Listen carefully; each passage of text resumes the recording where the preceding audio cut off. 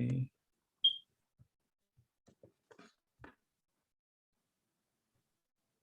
All right. I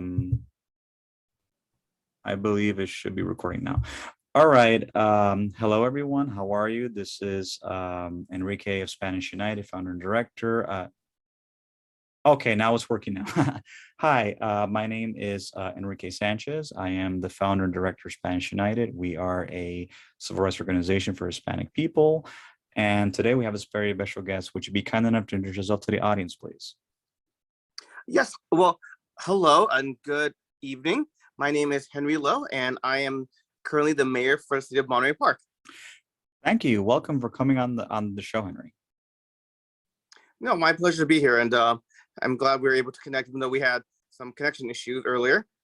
Yeah, you know, like they say, where there's a will, there's a way. So I'm glad the connection issue was resolved. Yes. Perfect. So yes, like I said in the email, I contacted you because I want to talk about the city of Monterey Park demographics, also to discuss about Chinese Hispanic relations and how the city of Monterey Park could be a better place for everybody. Sure. Well, let me first begin by saying how really privileged I feel that I get to be a council member of Monterey Park. If I look at the history of this city and the people who have called Monterey Park home, I think that we've always history of embrace newcomers from all over the world. And as you mentioned, we do have a significant Asian American population, but also a significant Latino population as well, and as well as people who have lived in this area for generations, as well as people who have may have been more recent newcomers. But I think what has always drawn people to come to a community like Monterey Park is an opportunity to find a better future for themselves and their families.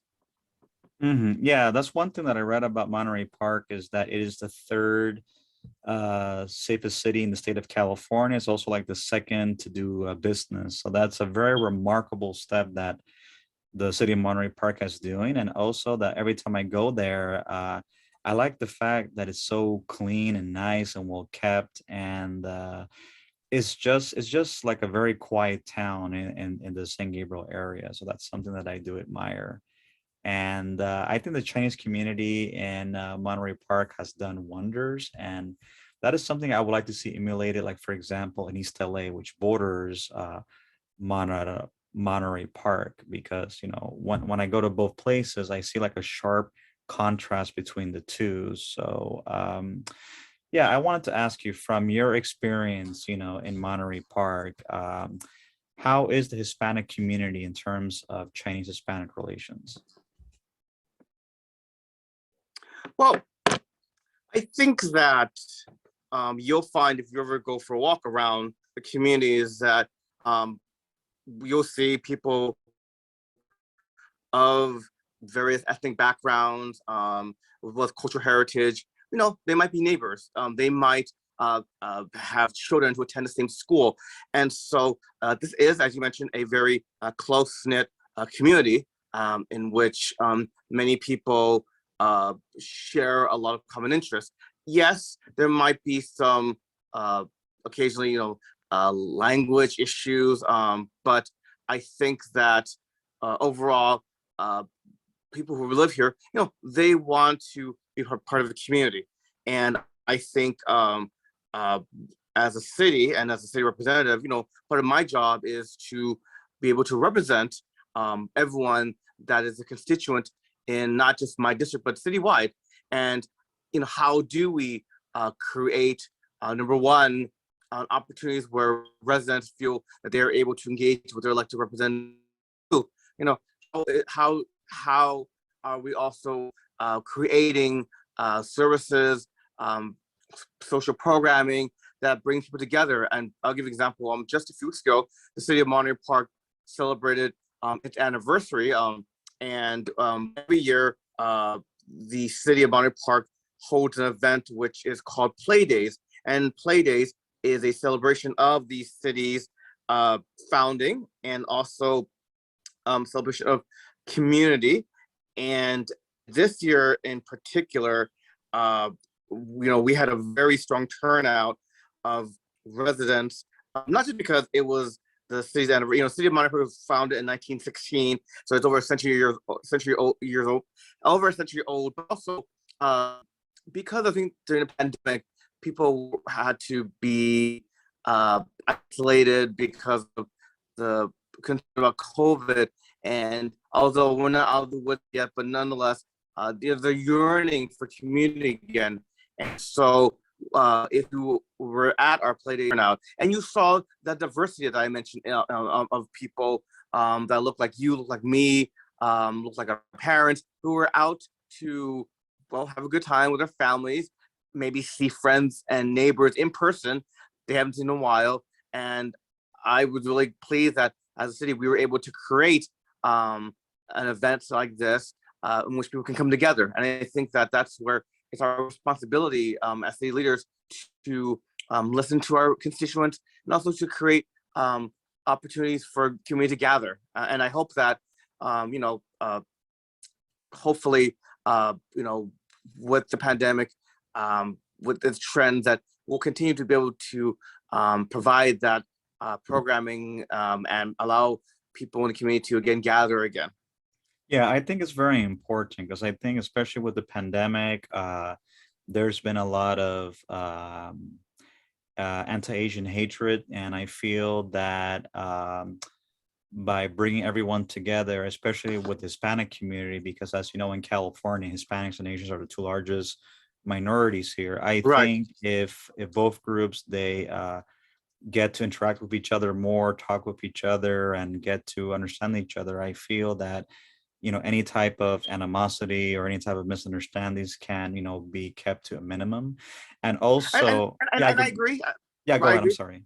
because, as you said, last 2 years have been a difficult time for the Asian American, Pacific Islander American community because of COVID and because of the rise in anti-hate incidents.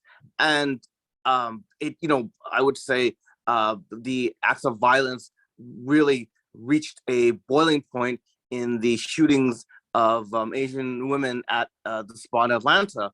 And unfortunately, you had from the previous administration rhetoric that probably inflamed hate against Asian Americans, but not just Asian Americans.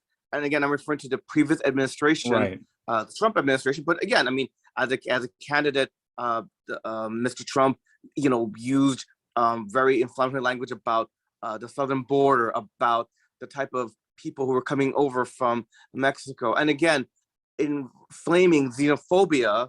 And at the end of the day, as communities, as you mentioned, Asian American, Pacific Islanders, Latinos, and really, I would even say more broadly, people of color.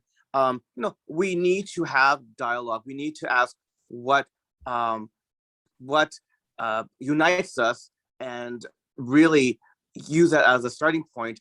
Because otherwise, we cannot let those forces of hate, xenophobia, separate our communities and really pit communities against each other. We are stronger together, and we need to always build those bridges and have that dialogue. I agree with you. Like, I started Spanish United about 2 years ago, and one of the things that inspired me to start Spanish United was because a couple of years ago, I'm not sure if you remember, it was on the news. There was a Salvadorian American young man that was killed by the police by age, in Gardena, and it encouraged me to start the movement because when I saw a lot of, hate comments that I saw like on social media demonizing this poor kid, like he was like type of a criminal, I just said, this needs to stop because Hispanophobia is a phenomenon that's been around here for a long time. But in the case of Hispanics, we're not considered necessarily a race. We are an ethnicity because Hispanic could be of any race, white, black, Asian, etc.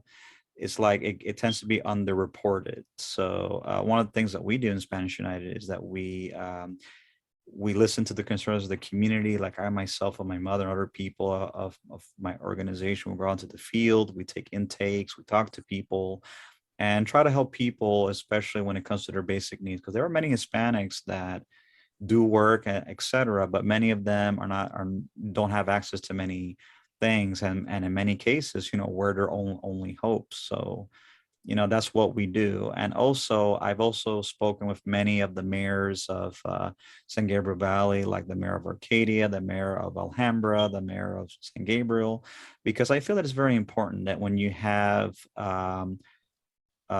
all sides work together, because we all have our place, meaning that without one group cannot function. So it's like I feel that it's very important that there is a harmony and a unison, especially between the Chinese and Hispanic community, because I feel that they share a lot in common. And many people might not realize that they share a lot in common when it comes to family values, traditions, etc.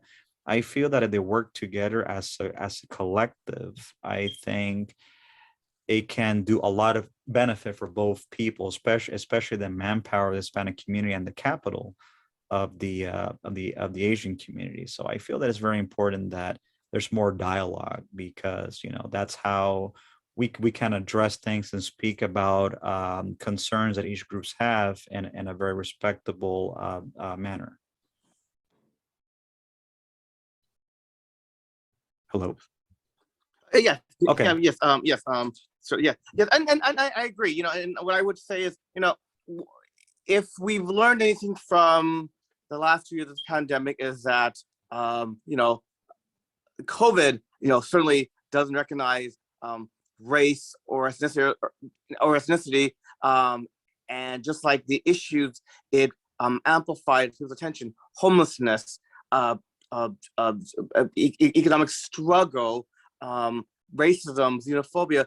Those are isms that really knows no boundaries, knows no has no particular bias in the community. It affects all of us, and that is Mhm. why we need to remember and remind ourselves that we are one humanity. And as I've said before, there are those who I would argue try to exploit differences for political gains, for whatever agendas they may have, and we have to, as not just community but as individuals, every day to just overcome and ask ourselves, how can we do something positive? I mean, I think if each one of us, commits ourselves to like at least doing one or two positive things a day, and that could be mean something as simple as talking to someone that you may run into at the park, or if you take public transit, say hello to the person sitting next to you in the bus, or someone that works in your building, but you just pass by. And I think that if we really make efforts just to remember our collective humanity, I think that will go a long way. Yeah, like one of the things that I stress in Spanish United is the importance of education. And education doesn't necessarily mean like academics, which I also stress as well, but I also stress ethics and manners. Like for example, I always stress in my organization Spanish United, and taking your time, if you see someone in the community that needs help, like for example, an old lady needs to cross the street, help her out. Or if you see someone that that needs, like for example, they're kind of short on change at the grocery store, help them out here and there, and try to do what you can to be involved, and also in volunteering, like especially like with the youth. I think it's one thing that I do admire about the Chinese community, particularly like in San Gabriel Valley, is that unlike Hispanic people, they have cultural centers, recreation centers, which keeps the youth busy. At the same time, it keeps them away from trouble. And I think that's something that I see missing in the Hispanic community, is the lack of resources. So I feel that there needs to be more investments in community centers, and especially when it comes to tutoring, because there's a lot of kids that really need tutoring like after school, because there's a lot of Hispanic kids that are dyslexic or they have learning disabilities, and they tend to be brushed off as being, special needs. So I feel that if there are like community centers or tutoring centers where, the youth can, go to after they come out for work, where they can keep themselves recreated at the same time, they can, brush up and learn about the material that they are learning. Because, like I said before, the schools and the parents need to work together in order for the student to succeed. So I think there's a lot of good principles that I see in the Asian community that I think should be brought into the Hispanic community. Like I would love to see like Asian tutors like go into Hispanic neighborhoods and, for example, tutor the Hispanic kids, and at the same time, I would like to see like Hispanic tutors go to Asian communities and tutor with them, and vice versa, and also to learn each other's languages. So I think, that's a good way of breaking the ice and breaking the gaps between both peoples. Yeah, and absolutely. And I think that is where, as communities, as activists, it's important for us to, um, you know, work with our leaders, our elected leaders, those who are in positions to appropriate resources to really make those investments into communities that may have been historically marginalized, and also, uh, you know, have also an awareness of what is already out there, for communities, and to also build those bridges that you talked about. Here in Monterey Park, we have a Boys and Girls Club, and it's actually called the Boys and Girls Club of the West Sangyo Valley and East Side. And why it's called that, because it's not just centered in Monterey Park or Sangyo Valley, but also the East Side as well. And that can mean surrounding communities. But if you visit our Boys and Girls Club, then you see exactly what we've been discussing. You see youth, people of different ethnicities, who are there because the Boys and Girls Club provides wonderful programming of homework assistant, a tutorial assistant, but also really creates a safe space for students to get to know each other better.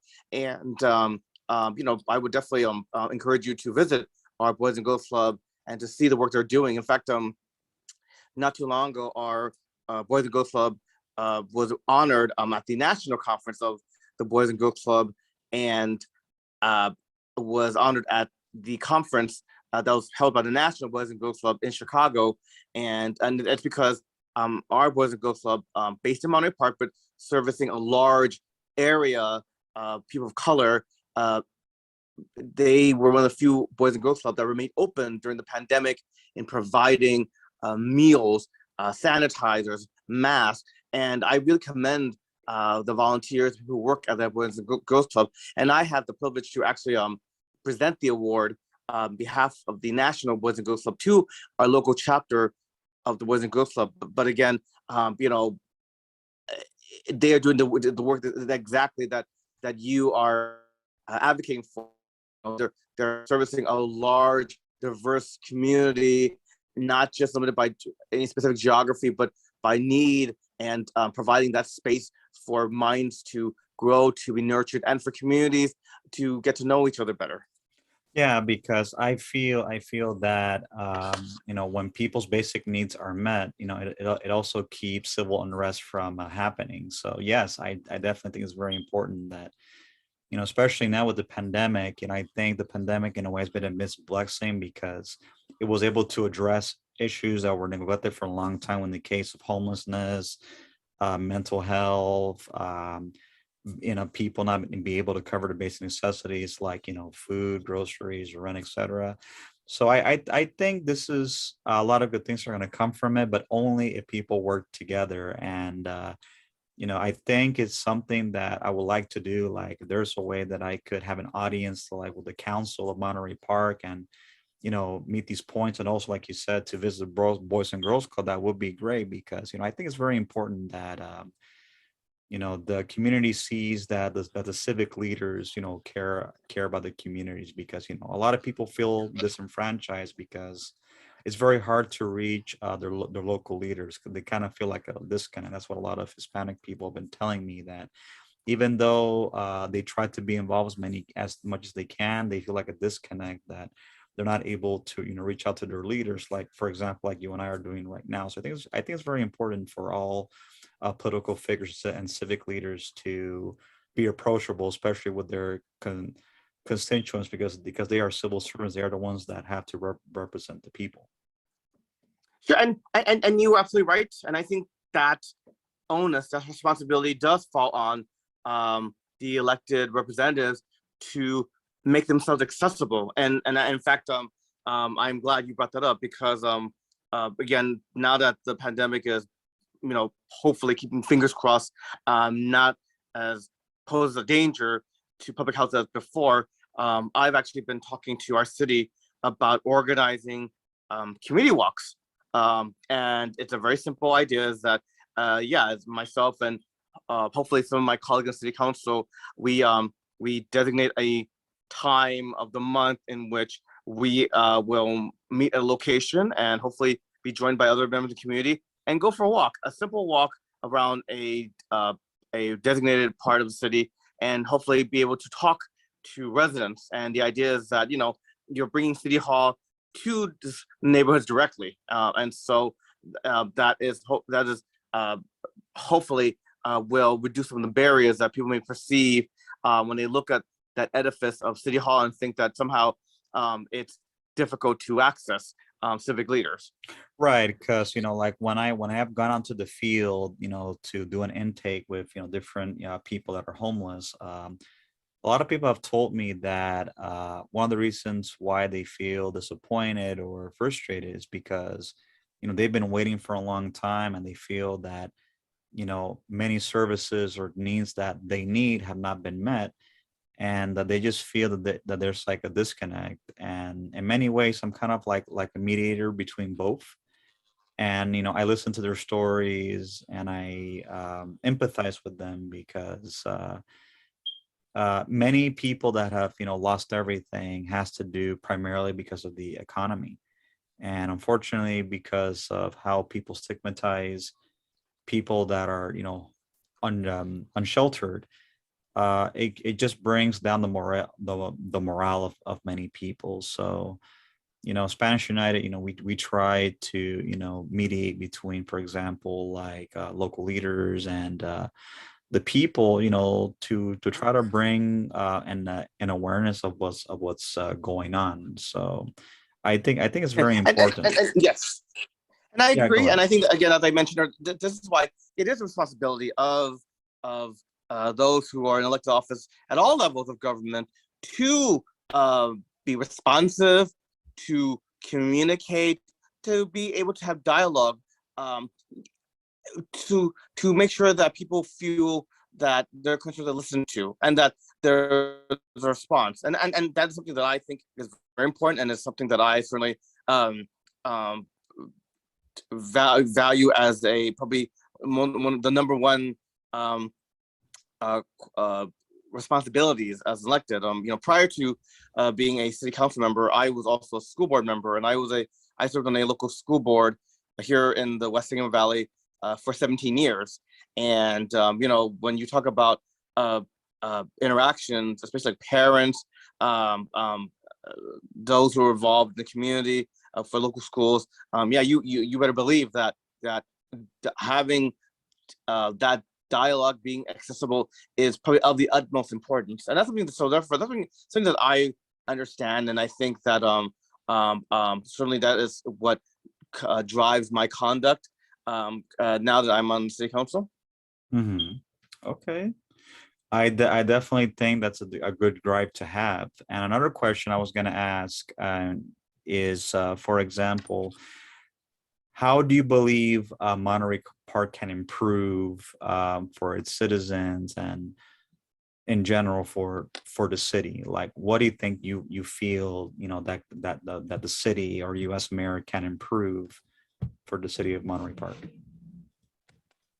Well, I mean, I can tell you some of the issues that I think are important as a council member is housing affordability. I think that's very important because as much as we like to talk about our towns, our cities as being family friendly, but there is this reality that for many of our children who may have grown up in the same community, they may not be able to afford to live in the community, even though they may want to be close to their parents or friends they grew up with. So housing is a very important issue, and I certainly have been a proponent of how do we make our housing policy be more accessible and equitable, and then access. I care a lot about transportation mobility issues because one of the things that I think the pandemic really amplified people's attention to is that because many people were working from home, that also meant that if they wanted to say grab a bite to eat, take a break, or do their business, then they would most likely do seek those services locally, and that started probably bringing awareness about are our communities pedestrian friendly, and if we don't want to drive, either can we walk to places or can we take alternative transportation. Also, I think the pandemic really amplified people's awareness about the need for recreational services like open spaces, parks, not to mention environmental, the environment around us. Is the air clean? Are we addressing concerns about global warming, resource,